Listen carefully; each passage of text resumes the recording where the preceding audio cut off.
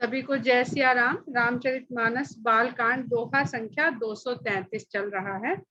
केहर कटिपट पीत धर सुषमा सील निधान, देख भानुकुल भूष नहीं बिसरा सखिन अपान।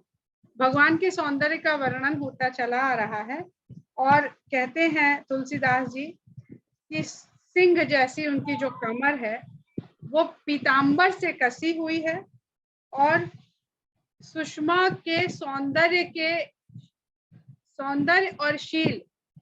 आप देखते हैं किसी के अंदर सौंदर्य आता है तो उसके भीतर से हमको अपने आप एक ठसक सी दिखती है और उस ठसक को अगर हम कहें तो एक एरोगेंस दिखती है और वो अच्छी लगती है, हम लोग को एक्सेप्ट भी होती है वो।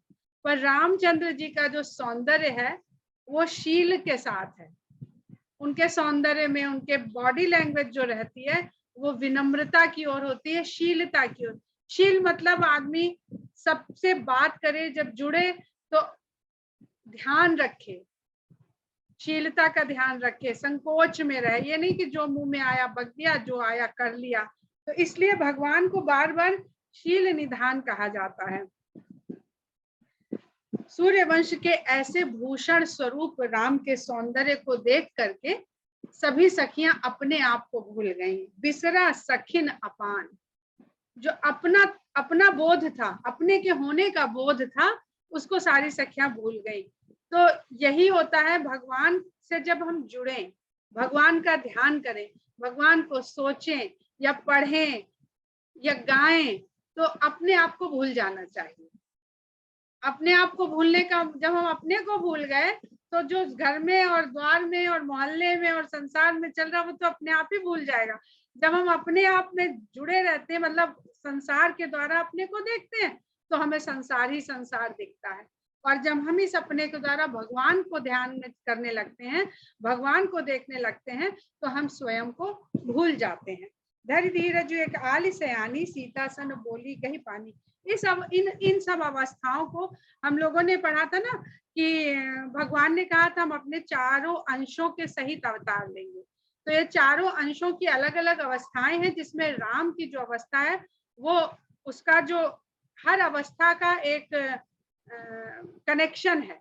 आप जागृत अवस्था में रहते हैं तो आप संसार से जुड़े रहते हैं, आप स्वप्न अवस्था में रहते हैं तो आप सो रहे हैं पर आप एक अपनी ही दुनिया रच के उसमें जुड़े रहते हैं।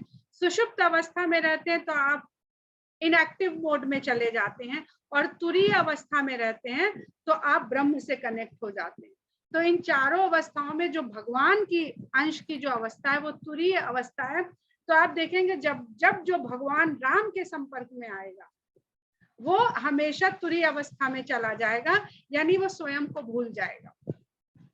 तो यहाँ पर उसमें जब उससे वापस आना पड़ता है तो व्यक्ति को अपने विवेक को, बुद्धि को, धीरज में इसमें वापस आना पड़ता है कि नहीं हम संसार में हैं और इसके क्योंकि जीवित है। यहाँ मृत की या बेसुध की बात नहीं हो रही इन सब बातों से। इन सब चीजों में बड़ा अंतर है। एक अचेत व्यक्ति, मूर्छित व्यक्ति भी ऐसा बिहेव करता है। तो मूर्छित व्यक्ति में विवेक पर उसका फिर नियंत्रण नहीं रहता है।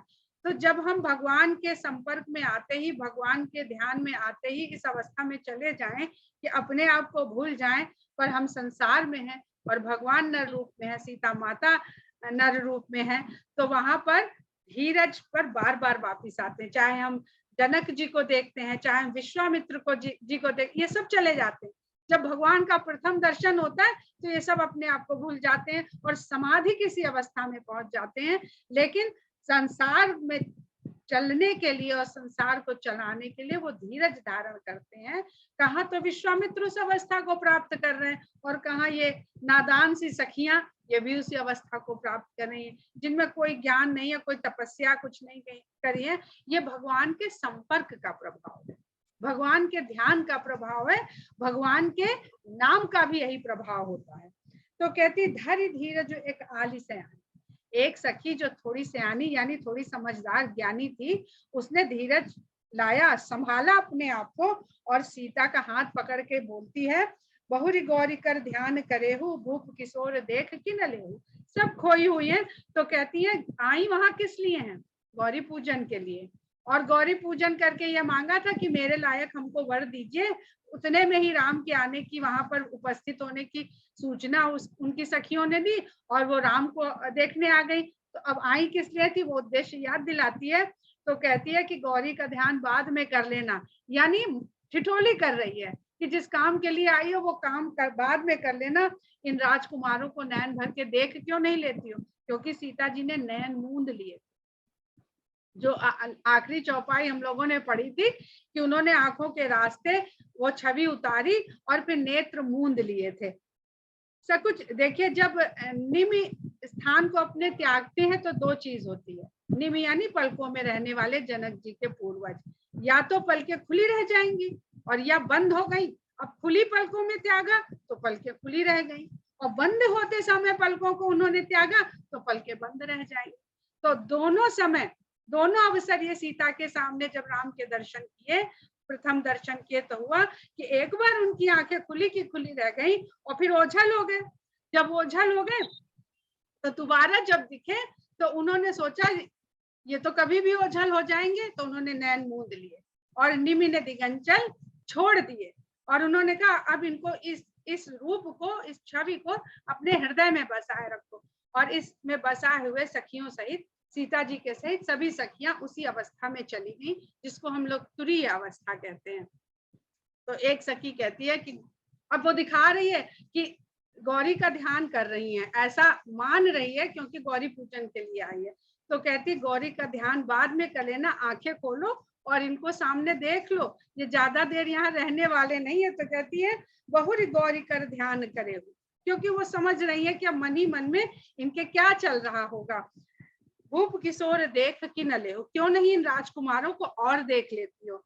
सकुच सीय तब नयन उघारे, सन्मुख दो रघु सिंह निहारे। तब संकोच के साथ सीता जी धीरे से अपने पलके उठाती हैं और नयन खोलती हैं और सामने दोनों रघुकुल के सिंह स्वरूप दोनों राजकुमारों को अपने सामने पाती हैं, क्योंकि अब जाने वाले हैं। नख सिख देख राम के शोभा, सुमिर पिता पनु मनु अति क्षोभा।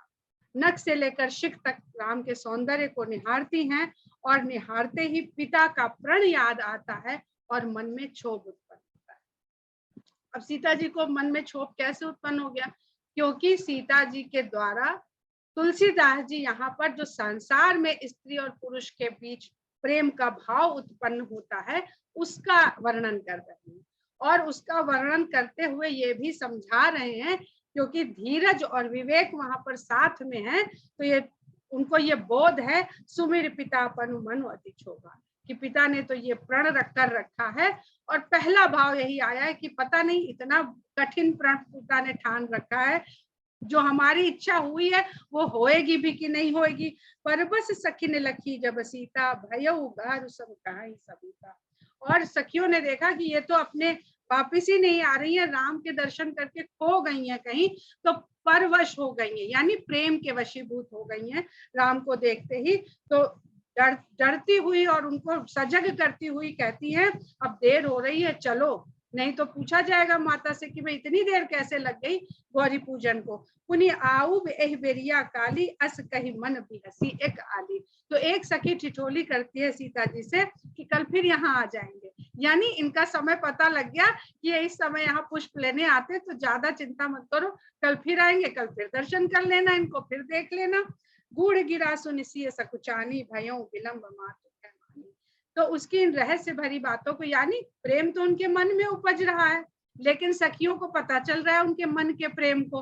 तो ये जब इस तरह की बात सखियों से सुनती हैं तो संकोच में पड़ जाती हैं, और उनको भी ये होता है, अनुभव होता है कि देर हो रही है, और माता का भय उनको याद आता है कि माता पूछेगी इतनी देर कैसे और क्यों हो गई। तो धरि बड़ी धीर राम उर आने, फिरी अपन पौ पितु बस जाने। फिर बहुत धीरज धारण करती हैं और राम की छवि को अपने हृदय में बसा लेती हैं, और स्वयं को पिता के वशीभूत जान करके कि उनके विवाह का जो आयोजन है, जो अधिकार है, वो पिता के हाथों में है, इसलिए अपने आप को पिता के वश, और पिता के भी वश में नहीं है, दरअसल पिता के प्रण के वश में है उनका विवाह। तो ये जान करके वो वहां से लौट पड़ती हैं। देखन मिस मृग बिहग तरु फिरई बहोरी बहोरी, निरखी निरखी रघुवीर छवि, बाढ़ई प्रीति न थोर। अब वहां से चल तो पड़ी हैं, लेकिन किसी पक्षी, किसी पशु, किसी पुष्प, किसी लता, किसी वृक्ष, इसको देखने के बहाने से पलट पलट के बार बार राम को देखना चाह लेती हैं। किसी बहाने से पलटती हैं और राम को फिर से देख लेती हैं, और राम की छवि को निरख निरख के उनके मन में प्रेम उनके प्रति बढ़ता जा रहा है। जानी कठिन शिव चाप विसूरति, चली राख उर श्यामल मूरत। तो शिव के धनुष की कठिनता को, कठिनाई को जानते हुए मन में दुखी हो जाती हैं, लेकिन चल पड़ती हैं इस श्यामल मूर्ति को हृदय में बसाए हुए। बहुत ही सुंदर प्रसंग है, इसको बहुत ध्यान से सुनिएगा। प्रभु तब जब जात जानकी जानी, सुख स्नेह शोभा गुण खानी। अब राम ने भी देख लिया कि सीता जी चल पड़ी हैं, वहां से लौट पड़ी हैं, तो उनको जाता हुआ जान करके प्रेम से और सुख से उनके सौंदर्य के और गुणों का बखान करते हैं। परम प्रेम में मृदु मस कीन्ही, चारु चित्त भित लिखी चीन्ही, लिख लीन्ही। अपने प्रेम को, जो उनके मन में भावना के रूप में प्रेम पैदा हुआ था, अभी उन्होंने वर्णन नहीं किया है, बस सीता जी को जाना है, अनुभव किया उनके सौंदर्य को, तो अपने प्रेम की उन्होंने स्याही बना करके सीता जी की छवि को अपने हृदय की दीवार पर चित्र उकेर दिया। बहुत सुंदर चौपाई है। परम प्रेम में मृदु मस कीन्ही, अपने प्रेम से मीठे से प्रेम से एक स्याही बनाई, और चारु चित्त भीति, अपने हृदय की सुंदर दीवारों पर सीता जी की छवि का चित्र उकेर लिया। गई भवानी भवन बहोरी, बंद चरण बोली कर जोड़ी। अब यहाँ से सीता जी फिर से पार्वती जी के मंदिर में जाती हैं और उनकी चरण वंदना हाथ जोड़ करके करती हैं। क्यों जाती हैं? पहली चौपाई पर ध्यान दीजिए, जान कठिन शिव चाप विसूरत। अगर शिव के चाप में कठिनता है तो उसका निवारण केवल और केवल गौरी के पास है, क्योंकि शिव की शक्ति तो गौरी ही है, पार्वती ही है। तो अगर आप शक्ति को साध लेंगे, शक्ति को प्रसन्न कर लेंगे, तो उस शिव धनुष में शक्ति आ कहाँ से रही है? यानी ये जो संसार है, जो शक्तिशाली दिखता है, इसमें सारी शक्ति आती तो शक्ति से ही है। उसको माता कहते हैं, जगदम्बा कहते हैं, उसको पार्वती कहते हैं, उसको सीता कहते हैं। जब जीव का जैसा भाव होता है, तब वह उस ब्रह्म को उस रूप में देख लेता है। मनु जी का मन हुआ, उन्होंने उस ब्रह्म को राम रूप में देखा, उनके सामने राम रूप में साक्षात्कार हुआ। सीता जी को अब उसी शक्ति की, उसी ब्रह्म से आस है, उसी से उनको सारी उम्मीद है, तो वो गौरी माता में ही उस संपूर्ण शक्ति संपूर्ण होती है सदा। हम लोग फिजिक्स में पढ़ते थे ना कि एनर्जी कांस्टेंट है, तो अगर एनर्जी कांस्टेंट है तो वो जहां कहीं भी होगी पूर्ण और संपूर्ण ही होगी। ये हमारा अपना भाव, हमारी अपनी बुद्धि, हमारी अपनी क्षमता होती है कि हम उस शक्ति को, उस ऊर्जा को, उस एनर्जी को किस रूप में धारण करते हैं अपने लिए। जय जय गिरिवर राज किशोरी, जय महेश मुख चंद्र चकोरी, जय गजबदन षडानन माता, जगत जननी दामिनी दुति गाता। नहीं तब आदि मध्य अवसाना, अमित प्रभाव वेद नहीं जाना। भव भव विभव पराभय कारिणी, विश्व विमोहिनी स्वबस विहारिणी। तो यहाँ पर वो जो भी स्तुति पार्वती जी की कर रही हैं, वो सारे वर्णन वेद ने ब्रह्म के लिए किए, और ब्रह्म से शक्ति उसी प्रकार अलग नहीं है। जैसे हमने पहले भी बताया है कि स्वामी रामकृष्ण परमहंस इस बात को समझाने के लिए सबसे सीधा सरल उदाहरण देते थे कि ब्रह्म और शक्ति में कौन क्या है, कौन श्रेष्ठ है, कौन पहले है, कौन बाद में है, कौन किसको संचालित कर रहा है। इसको समझने के लिए अग्नि और उसकी दाहिका शक्ति को समझिए। जैसे अग्नि में दाहिका शक्ति है, वैसे ही ब्रह्म में शक्ति निरूपित है। जैसे दाहिका शक्ति और अग्नि की हम कल्पना भी नहीं कर सकते हैं अलग करके, ऐसे ही हम कल्पना नहीं कर सकते हैं। तो उनकी स्तुति कर रही हैं उन्हीं सब उपमाओं से जो ब्रह्म के लिए वेद लेता है। हे हिमवान की सुंदर किशोरी कन्या, महेश को प्रिय लगने वाली, और कार्तिकेय और गणेश जी की माता, जिनकी चमक से ही यह जगत उत्पन्न होता है। चमकता है यानी सृष्टि का निर्माण होता है, जिनके आदि मध्य और अंत का कोई भी ज्ञान नहीं है, जिनके अमित प्रभाव को वेद भी नहीं जानता है, भव भव विभव पराभव का। तो संसार को रचने वाली, पालन करने वाली और संहार करने वाली हैं, विश्व को मोहित भी करने वाली हैं और अपने ही स्वबस विहार, स्वयं अपने वश में होकर के विहार करती हैं। किसी कोई और उन्हें नहीं चलाता है। ब्रह्म के लिए भी यही कहा जाता है। नारद जी ने अभी भगवान को कोसा ही इसी यही कह के है कि तुम तो स्वच्छंद हो, तुम्हारे ऊपर कोई है नहीं, तुमको कोई नियंत्रण में नहीं कर सकता, इसलिए तुम अपनी मर्जी का करते फिरते हो सारी जगह। वही यहाँ पर भी तो कोई भेद नहीं है। जब भी हम रामचरितमानस में पढ़ते हैं तो यहाँ संसार में बड़ा भेद है, कोई शैव है, कोई शाक्य है, कोई वैष्णव है, तो कोई जैन है, तो कोई बौद्ध है, तो कोई कुछ और कुछ है। पर जो ब्रह्म का जब हम समझने लगते हैं, जहां भी सत्य और ब्रह्म एक ही है, संसार में एक ही सत्य है, वह है ब्रह्म, और सत्य वही है जो कभी परिवर्तित नहीं होता है। पति देवता सुतीय मोहमातु प्रथम तवर एक, महिमा अमित न सकहि कही सहस शारदा से। अब यहाँ पर ये वर्णन किया जा रहा है कि संसार में हम जो सांसारिक इच्छाओं के लिए कामना करते हैं, उसमें जिस प्रकार की कामना होगी, हम उस ईश्वर का वैसा ही रूप रचते हैं और उससे वैसी ही इच्छाएं, मनोकामनाएं हम करते हैं। तो अब उनको राम को पति के रूप में चाहती हैं, वर के रूप में चाहती हैं, तो शक्ति के उसी रूप का वो पूजन कर रही हैं, आवाहन कर रही हैं, वंदन कर रही हैं कि आप अपने पति को देवता मानने वाली हैं और श्रेष्ठ स्त्रियों में आप प्रथम रख यानी अग्रणी हैं। महिमा अमित न सकहि कही सहस शारदा शेष। आपकी महिमा को सरस्वती शेष कोई भी बखान नहीं कर सकते हैं। सेवत तो ही सुलभ फलचारी, वरदायनी पुरारी प्यारी। आपकी सेवा करने से चारों फल की सहज ही प्राप्ति हो जाती है। चारों पुरुषार्थ की यहाँ पर बात हो रही है, अर्थ धर्म काम मोक्ष। और वरदायनी पुरारी प्यारी, आप शंकर की प्रियतमा है और सभी प्रकार के वर देने में सक्षम है। देवी पूज्य पद कमल तुम्हारे, सुर नर मुनि सब हो ही सुखाए। हे देवी, आपके चरण कमलों की वंदना करके देवता, मनुष्य, मुनि सभी लोग सुखी होते हैं। मोर मनोरथ जानो नीके, बसहु सदा उरपुर सबही के, किन्हु प्रगट न कारण ते ही, अस कही चरण गहे गए। आप मेरा मनोरथ भी, मेरी मन की जो इच्छा है वो भी अच्छी प्रकार से जानती है, क्योंकि आपका हृदय में ही निवास है। किसी कमरे में जो सामान रखा है, वहां जो बैठा है वो सब जानता है, किधर स्विच बोर्ड है, किधर पंखा है, किधर लैंप है, किधर किताब है। उसको बताने की आवश्यकता नहीं, और जो शुरू से वहां रह रहा है। तो कह रही है आपका तो हृदय में ही निवास है, इसलिए अपना मनोरथ मैं आपसे कहूं क्या, इसलिए प्रकट रूप से मैं नहीं कहती हूँ। किन्हें प्रकट न कारण, इसलिए भगवान से यूं बोल बोल के कहने की क्या जरूरत है। आपके यहाँ इच्छा मन में जागी और उसने जाना, ना आप उससे छल कर सकते, ना कपट कर सकते, ना असत भाषण कर सकते। ये सब संसार के लिए है, जो चाहे वो संसार को, क्योंकि माया हमें नचा रही है और हम संसार को नचा रहे हैं। हमें लगता है कि हम ही नचा रहे हैं, हम ही चला रहे हैं। अस कही चरण गहे वैदेही। तो इस प्रकार के बिल्कुल निर्मल भाव से उन्होंने, वैदेही ने माता पार्वती के चरण पकड़ लिए।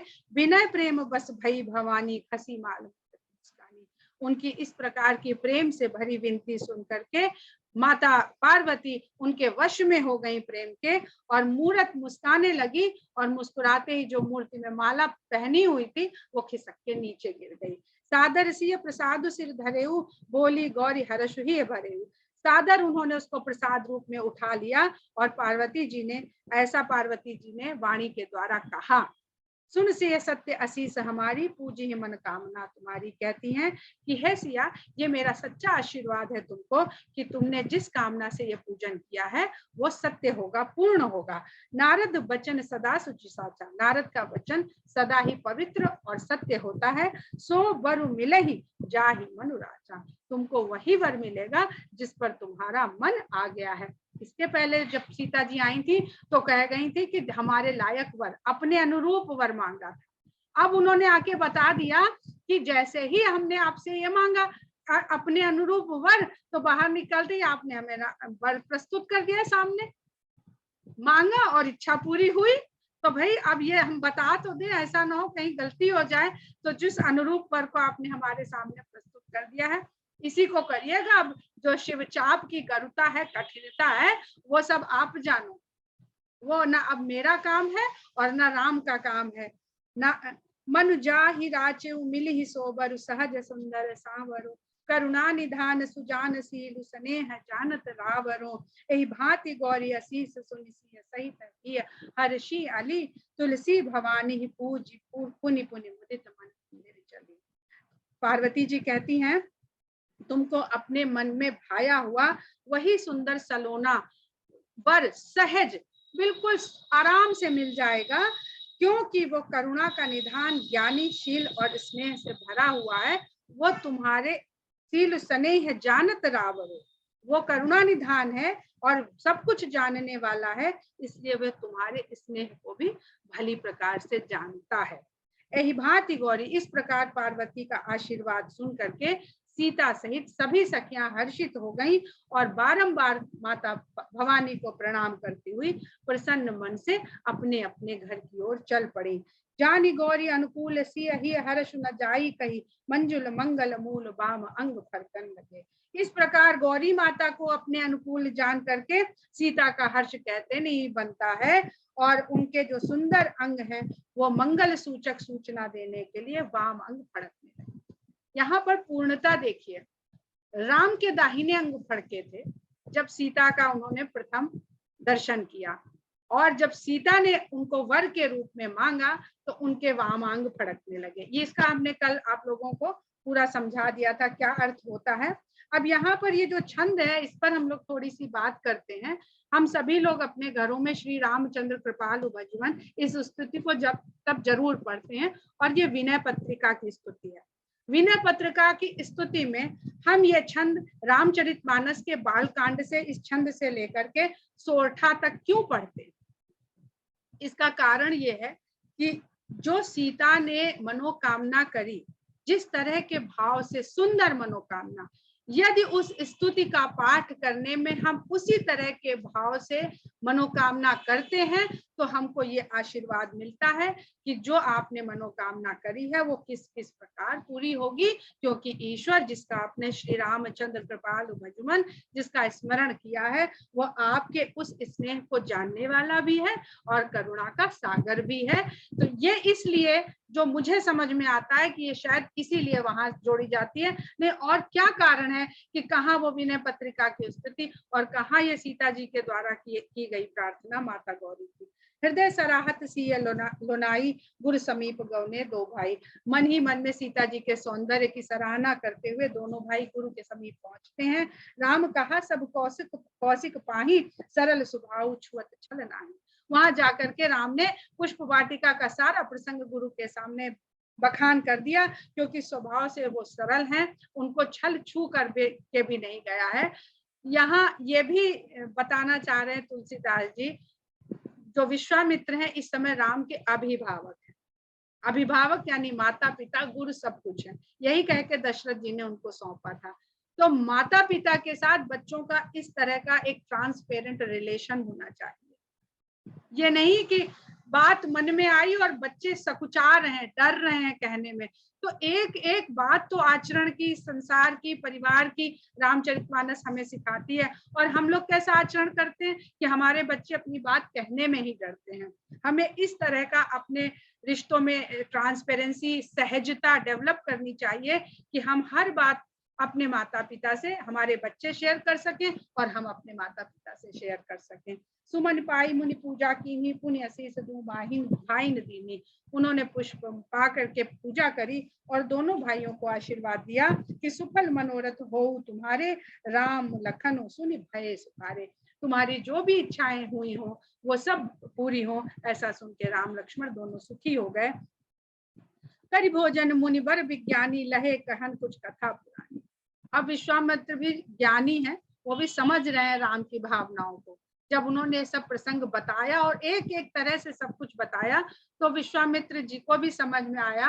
अब देखिए कितनी खूबसूरती से, कितनी सुंदरता से विश्वामित्र जी इस प्रसंग को आगे बढ़ाएंगे। करि भोजन मुनि बर विज्ञानी, लगे कहन कुछ कथा पुरानी। भोजन इत्यादि करके तत्वों के ज्ञाता विद्वान मुनि विश्वामित्र जी बहुत कुछ कथाएं पुरानी कहने सुनने लगे।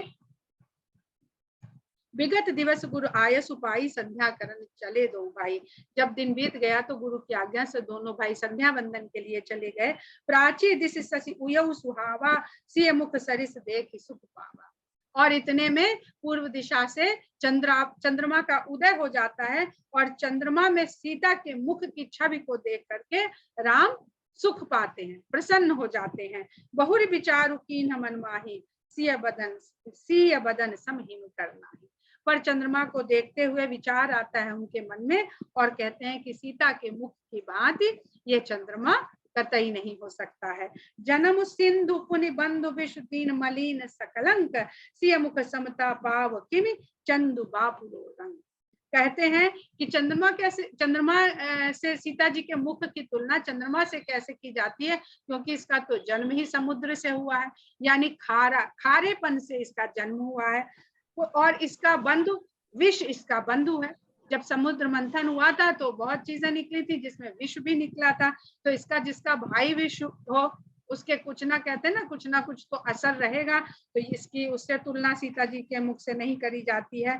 और इस कारण विष का भाई होने के कारण ये मलिनता को भी प्राप्त होता है, निस्तेज हो जाता है। अगर ये ऐसा है कि रोज ही चमके, ऐसा ये रोज तो ऐसा नहीं चमकता, ये मलिन भी हो जाता है, गायब भी होते हुए भी आसमान में दिखता नहीं है। सिय मुख समता पाव किम चंदु बापू रंग। भला सीता के मुख से इसकी समानता कैसे की जा सकती है? ये इसमें तो दाग भी है, इसको कलंक भी लगे हुए हैं। घटई बढ़ई विरहन दुखदाई, ग्रसई राहु निज संधि पाई। ये घटता बढ़ता रहता है और विरहणी स्त्रियों को दुख देता रहता है। और राहु जब अपने ग्रहों की संधि पा लेता है, यानी उसके सीध में वैसे ग्रह आ जाते हैं, तो राहु ही इसको ग्रहण कर लेता है, इसको छुपा सकने की हैसियत रखता है।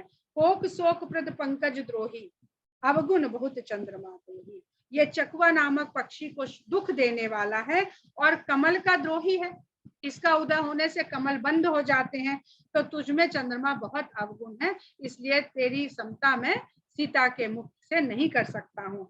वैदेही मुख पटतर दीने, कोई दोष बड़ अनुचित कीने। अगर वैदेही के मुख की उपमा मैं तुझसे करूं तो इसमें बड़ा दोष लगेगा मुझे, और ये उपमाएं बहुत अनुचित कहलाएंगे। सिय मुख छवि विदु ब्याज बखानी, गुर पही चले निशा बढ़ जानी। इस प्रकार सीता जी के चंद्रमा के बहाने से सीता जी का ध्यान कर रहे हैं, याद कर रहे हैं, तुलना कर रहे हैं।